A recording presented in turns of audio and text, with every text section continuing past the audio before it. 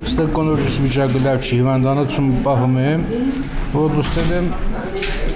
ասել եմ ես էլ դամնիխ և մնացածից տարբերել։ Արցախցի Սեյրանն արդեն 10-րդ անգամ է կամավոր հանձնում, մասնակից դառնալով մարդկային կյանքեր փրկելու կարևոր առաքելությանը։ Առողջապահության նախարարության հայտարարած անվարձահատույց դոնորության արշավի շրջանակում Սպիտակի բժշկական կենտրոնում կազմակերպված արյունատվությանն ավելի քան 60 անձ է մասնակցել։ Առողջապահության նախարարության առաջնահերթություններից է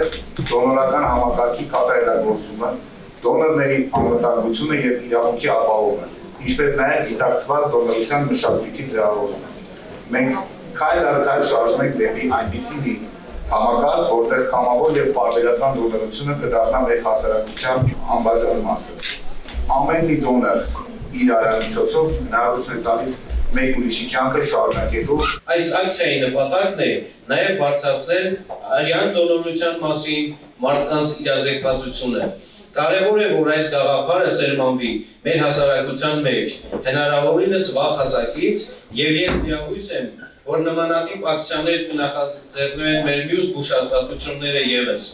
իրենց մասնակցության ցանկություն կհայտնեն ավելի շատ դոնորներ։ Քո հանձնած արյունը կարող է կյանք վերադարձնել նրանց, ում կյանքը հենց քեզնից է կախված։ Դոնորության արշավն այս խորագրով է անցկացվում։ Կամավոր արյունատվությանը միացել են բժշկական կենտրոնի աշխատակիցները, Սպիտակ քաղաքի և հարակից բնակավայրերի բնակիչները։ Դոնոր կարող է լինել 18-ից 60 տարեկան անձը, իսկ մեկ արյունատվությամբ հնարավոր է փրկել մինչև 3 մարդու կյանք։ Արյան դոնորությունը պարզապես բարի կամքի դրսևորում չէ։ Դա մարդկային կյանքեր փրկելու առաքելություն է։ Դառնալով դոնոր մենք տալիս ենք ամենաթանկ նվերը։ Մի քանի րոպե, մի փոքր քայլ և դրա դիմաց հույս, փրկություն և վերականգնված ժպիտներ։ Արյունատվության միջոցառումներ կանցկացվեն նաև հանրապետության մյուս մարզերում, նպաստելով արյան պահեստների համալրմանը և բարձրացնելով հասարակության իրազեկվածությունը կամավոր դոնորության կարևորության վերաբերյալ։ Սերինե Սերոբյան, լուրերի համար։